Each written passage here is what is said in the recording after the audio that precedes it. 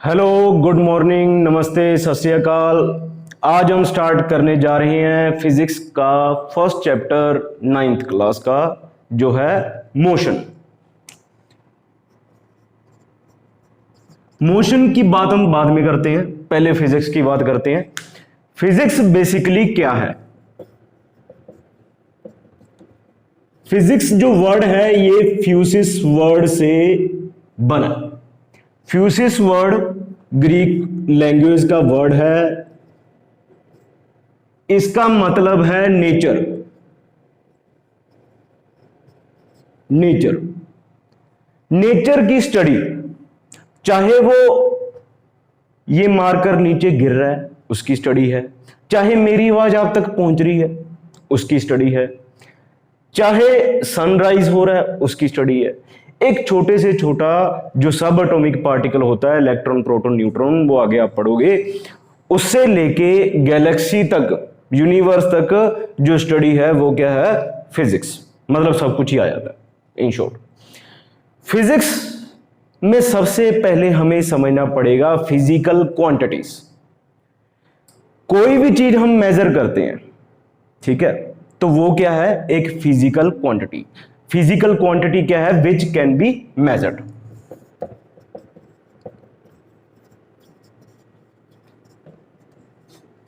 Which can be measured.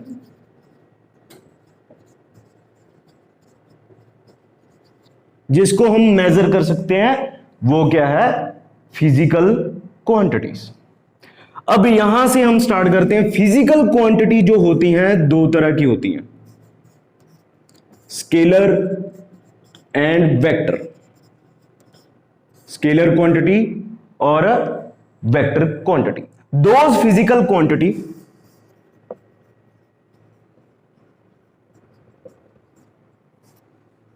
those physical quantities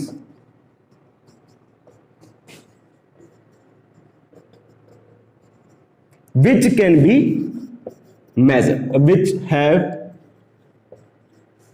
only magnitude। Scalar quantity भी major की जा सकती हैं, बट मेजर करने के बाद हम देखेंगे इनके पास सिर्फ क्या है? मैग्नीट्यूड है। मैग्नीट्यूड मतलब जैसे ये मार्कर की लेंथ है, ये 7 सेंटीमीटर 5-6 सेंटीमीटर होगी, इसका डायरेक्शन से कोई लेना देना नहीं है। ये नॉर्थ की तरफ है, साउथ की तरफ है, इसका डायरेक्शन से कोई लेना देना नहीं है। ये स्केलर क्वांटिटी है। Those physical quantity which have only magnitude. अब हर क्वांटिटी, फिजिकल क्वांटिटी जो है स्केलर नहीं हो सकती। कुछ वेक्टर क्वांटिटी होती है जिनके पास डायरेक्शन होती है। अब मैंने फोर्स लगाई है, मैंने फोर्स आगे की तरफ लगाई है या इस तरफ लगाई है, नॉर्थ की तरफ, साउथ की तरफ मैं मूव हुआ हूं, किस तरफ? अगर मैं कहीं जा रहा हूं, ऑब्वियसली मुझे डायरेक्शन पता होनी चाहिए। मैं नॉर्थ की तरफ जा रहा हूं या ईस्ट की तरफ या साउथ की तरफ, किस तरफ जा रहा हूं? तो वो डायरेक्शन इस स्केलर क्वांटिटी में अगर ऐड हो जाए तो वो क्या बन जाती है? Vector quantity. Basically vector quantity क्या है? जिसमें दोनों हो, मैग्नीट्यूड भी और डायरेक्शन भी। Vector quantity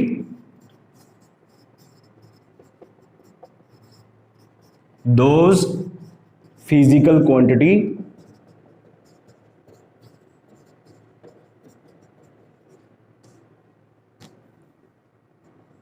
which have both magnitude and direction। अब इसमें तो हमने देख लिया क्या, फॉर एग्जांपल स्केलर क्वांटिटी कौन सी थी? जैसे लेंथ, टाइम, मास एक्सेट्रा। अब टाइम है, टाइम की डायरेक्शन क्या? कोई डायरेक्शन नहीं है, ठीक है, तो टाइम क्या होगी?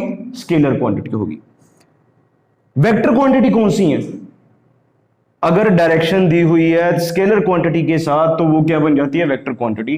फॉर एग्जांपल किसी ने मुझे बोला है कि मैंने 5 मीटर जाना है। 5 मीटर किस तरफ जाना है? नॉर्थ की तरफ, साउथ की तरफ। अगर उसने मुझे बताया है कि 5 metre towards north, 5 metre towards north क्या हो गया, 5 मीटर क्या हो गया, मैग्नीट्यूड हो गया। टुवर्ड्स नॉर्थ क्या हो गया, डायरेक्शन हो गया। तो ये क्या बन गई, एक वेक्टर क्वांटिटी बन गई। वेक्टर क्वांटिटी में दोनों चीजें होती है, मैग्नीट्यूड एंड डायरेक्शन। ठीक है। फॉर एग्जांपल,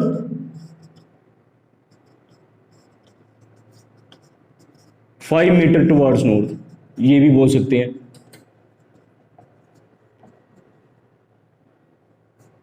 ठीक है। वेलोसिटी, हम आगे बात करेंगे स्पीड और वेलोसिटी क्या है। तो वेलोसिटी भी क्या है, एक वेक्टर क्वांटिटी है। अब हमने फिजिकल क्वांटिटी की बात की है, तो हर फिजिकल क्वांटिटी को क्या चाहिए, यूनिट्स चाहिए। जैसे अगर मास की बात करूं तो मास के लिए हम क्या यूज करते हैं, किलोग्राम, ग्राम। डिस्टेंस की बात करूं तो डिस्टेंस के लिए हमें चाहिए मीटर, सेंटीमीटर। तो इसके लिए यूनिट्स जो होते हैं मेनली 3 तरह के होते हैं। एक होता है एफपीएस सिस्टम, ये ब्रिटिश सिस्टम है, ये है फुट पाउंड सेकेंड। एक होता है सीजीएस सिस्टम, ये होता है सेंटीमीटर ग्राम सेकेंड। एक होता है हमारे पास एमकेएस सिस्टम, ये होता है मीटर किलोग्राम सेकेंड। फुट ये डिस्टेंस है, इसको हम फुट में भी ले लेते हैं, सेंटीमीटर में भी, मीटर में भी। ये मास है, मास को पाउंड में भी, ग्राम में भी और किलोग्राम में भी। ये है सेकंड, ये है टाइम, इसको हम सेकंड में लेते हैं, तीनों में, इसमें भी, इसमें भी। एमके सिस्टम जो है हम सबसे ज्यादा यूज करते हैं क्योंकि ये इंटरनेशनली एक्सेप्टेड सिस्टम है, एसआई सिस्टम बोलते हैं इसको। ये फ्रेंच सिस्टम है बेसिकली, ये इंटरनेशनली एक्सेप्टेड है। जितने भी साइंटिस्ट हैं, अगर उन्होंने एक जगह से दूसरे जगह, एक देश से दूसरे देश, कंट्री में अपना डाटा, रिसर्च डाटा जो भेजना है, शेयर करना है किसी और साइंटिस्ट के साथ, तो वो इस सिस्टम में शेयर करते हैं। कोई भी ट्रेड सिस्टम है एक कंट्री से दूसरी कंट्री का, तो वो इस सिस्टम में शेयर करते हैं अपना डाटा या कुछ भी। तो हम ज्यादातर किसी भी फिजिकल क्वांटिटी को डिस्क्राइब करेंगे तो ऐसे सिस्टम में करेंगे, एमकेएस सिस्टम में करेंगे। अब इसमें हम मेनली स्टार्ट करेंगे दो चीजों से, डिस्टेंस और डिस्प्लेसमेंट। हम सबसे पहले तो हम चैप्टर का नाम क्या है, मोशन। मोशन क्या है? ऑब्वियसली मोशन कोई चीज तो है नहीं, हम बोलते हैं मोशन टूट गया, ऐसी कोई चीज नहीं है। तो मोशन क्या है? कोई ऑब्जेक्ट मूव कर रहा है, हम बोलेंगे कि वो मोशन में है, ये तो होगी सिंपल डेफिनेशन। बट कोई ऑब्जेक्ट अपनी पोजीशन चेंज कर रहा है टाइम के साथ, टाइम तो मूव हो गई होगा, टाइम तो बढ़ता रहेगा, टाइम तो रुकेगा नहीं। ठीक है, मान लो टाइम 0 सेकंड पे ऑब्जेक्ट था ए पोजीशन पे, टाइम 5 सेकंड पे पहुंच गया बी पोजीशन पे, तो ऑब्वियसली टाइम के साथ साथ ऑब्जेक्ट भी कहां पहुंच गया, पॉइंट बी पे, ए से। तो वो अपनी पोजीशन चेंज कर रहा है। व्हेन एन ऑब्जेक्ट इज, इसकी डेफिनेशन क्या आएगी मोशन की, when an object is changing its position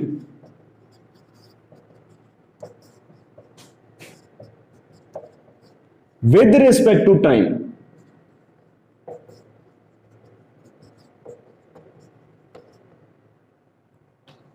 तो वो क्या है, मोशन में है। Then it is said to be in motion. When an object is changing its position with respect to time, then it is said to be in motion. अब motion obviously position पे तो depend करता है, ये position change होगी तो motion होगा, but motion observer पे भी डिपेंड करता है। वो कैसे, मैं एक एग्जांपल लेके समझाता हूं। मान लो आप और आपका दोस्त जो है बस में बैठे हो, ठीक है, अब बस मूव हो रही है, बस तो मोशन में है, बट आपके हिसाब से आपका दोस्त रेस्ट में है, आपके हिसाब से आपका दोस्त तो आपके साथ ही बैठा है, वो तो अपनी पोजीशन चेंज कर नहीं रहा। तो ये अगर उसी दोस्त को कोई बाहर से देखे, बस के बाहर से देखे, तो उसको क्या लगेगा कि वो मूव कर रहा है, वो मोशन में है। तो एक तो आपने ऑब्जर्व किया, एक बाहर वाले बंदे ने ऑब्जर्व किया। आपके हिसाब से वो रेस्ट में था, बाहर वाले बंदे के हिसाब से वो मोशन में था। अब मोशन ऑब्जर्वर पे भी डिपेंड करता है कि ऑब्जर्वर कौन है, ऑब्जर्वर कहां पे है। ठीक है, मोशन ऑब्जर्वर पे भी डिपेंड करता है। तो ऑब्जर्वर मतलब जो ऑब्जर्व कर रहा है।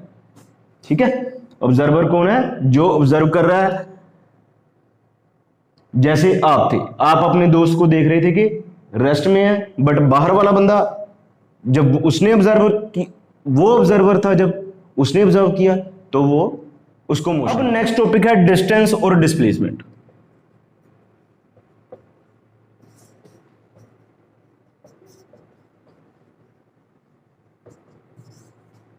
डिस्टेंस क्या है? एक्चुअल पाथ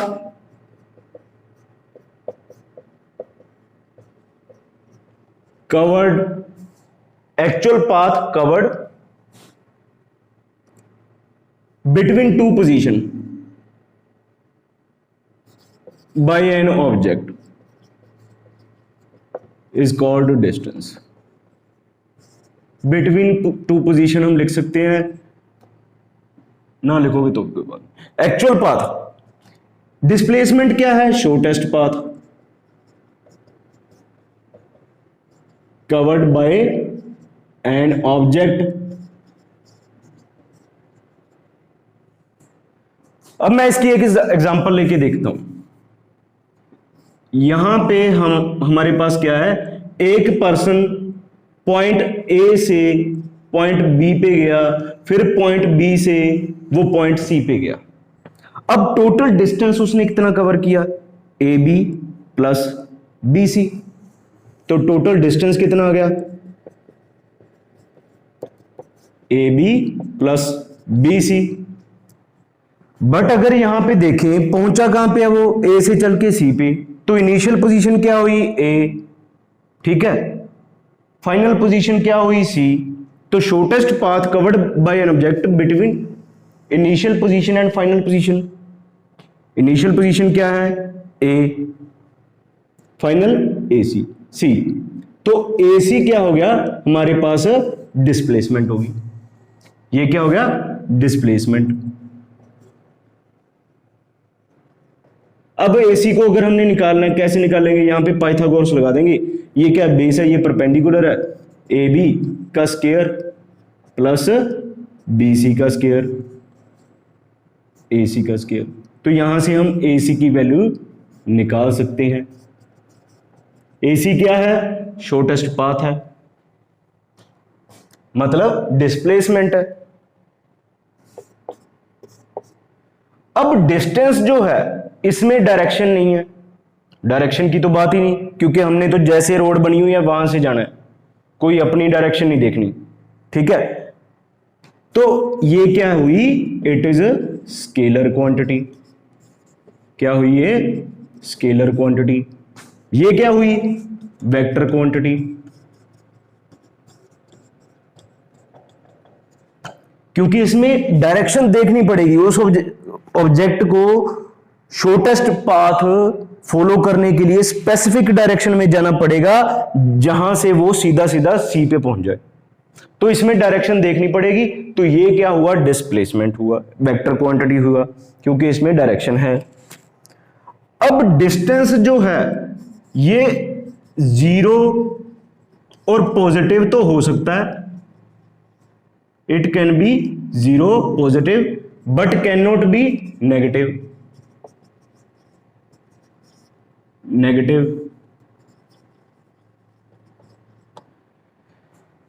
ये नेगेटिव नहीं हो सकता। क्यों? अब इसको समझने के लिए पहले डिस्प्लेसमेंट देखेंगे कि वो नेगेटिव कैसे हो सकता है। It can be negative.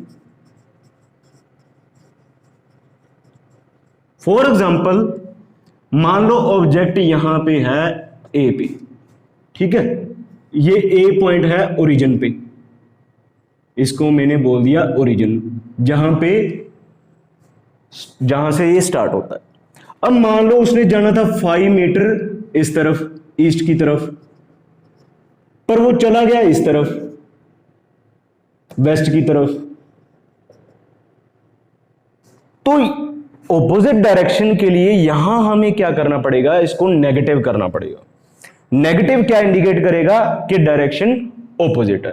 तो डिस्प्लेसमेंट में डायरेक्शन है, डायरेक्शन ऑपोजिट हो सकती है, ऑपोजिट डायरेक्शन के लिए हम नेगेटिव को इंडिकेट करेंगे, इसलिए ये क्या हो सकता है, नेगेटिव हो सकता है, इट कैन बी नेगेटिव। अब डिस्टेंस डिस्प्लेसमेंट के बराबर हो सकता है।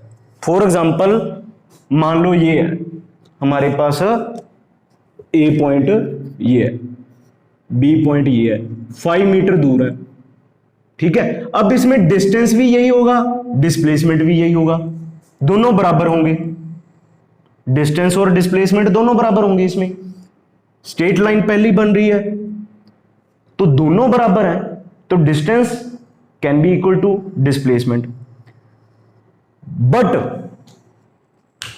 क्या ये दोनों, क्या डिस्टेंस डिस्प्लेसमेंट से छोटा हो सकता है? अब यहां पे हमने देखा, मान लो ये 3 है, ये 4 है, तो ये कितना आ जाएगा, 5 आ जाएगा। अब total distance A B plus B C 3 + 4 कितना आया, 7 आया।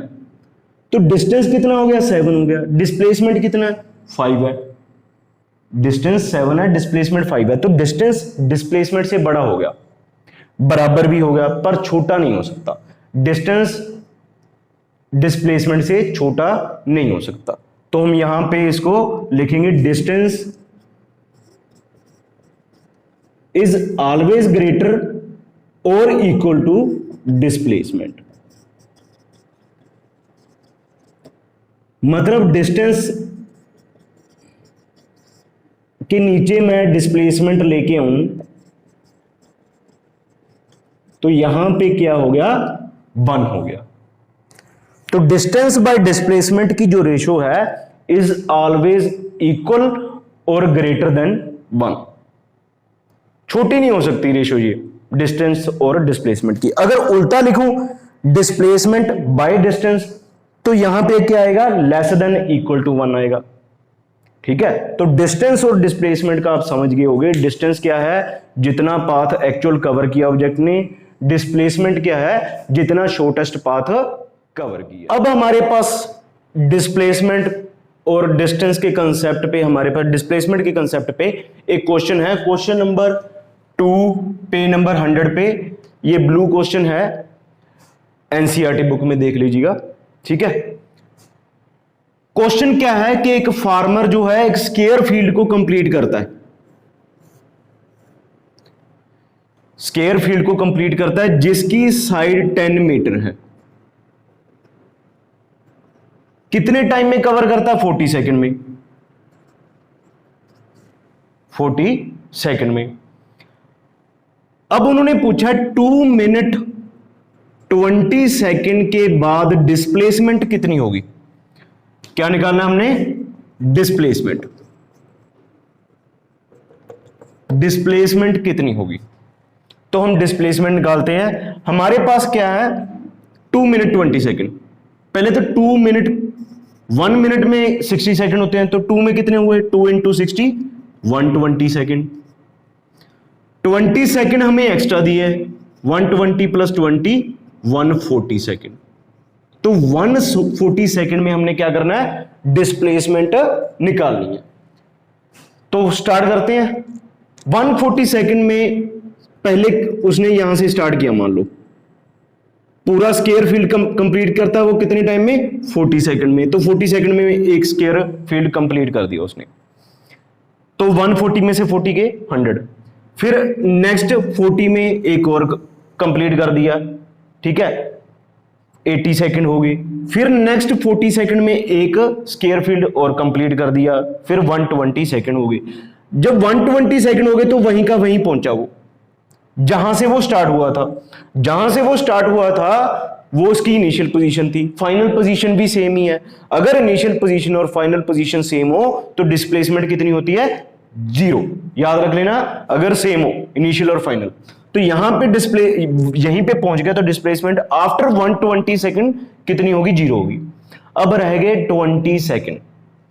10 सेकंड में वो यहां पे पहुंचा, फिर 10 में यहां पे पहुंचा। मतलब वो अगर मान ले हम ए बी सी, ठीक है, डी मान लेते हैं इसको, तो ए से सी पहुंचा हो, ए से सी, तो डिस्प्लेसमेंट क्या होगी? ये होगी।